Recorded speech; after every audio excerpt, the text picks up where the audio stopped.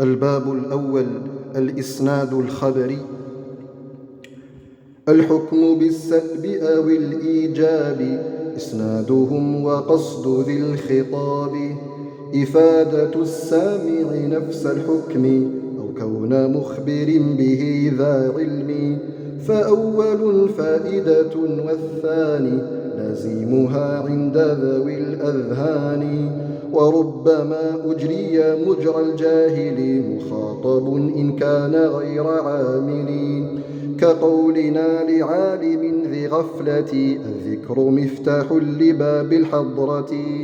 فينبغي اقتصار ذي الإخبار على المفيد خشية الإكثار، فيخبر الخالي بلا توكيد ما لم يكن في الحكم ذا ترديد، فحسن ومنكر الأخبار حتم له بحسب الإنكار، كقوله إنا إليكم مرسل فزاد بعد ما اقتضاه المنكرون، للفظ الابتداء ثم الطلب ثم تالإنكار الثلاثة تنسب، واستحسن التأكيد إن لوحت له بخبر كسائل في المنزلة، وألحقوا أمارة الإنكار به كعكسه لنكتة لم تشتبه، بقسم قد إن لام الابتداء ونوني التوكيد واسم أكدا، والنفي كالإثبات في ذا الباب يجري على الثلاثة الألقاب،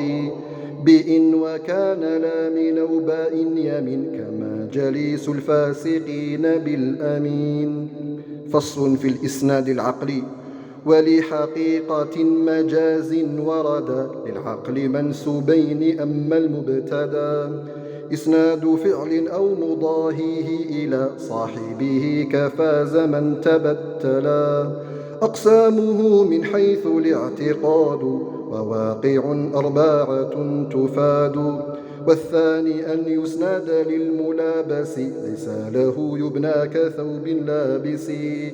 أقسامه بحسب النوعين في جزئيه أربع بلا تكلف، ووجبت قرينة لفظية أو معنوية وإن عادية.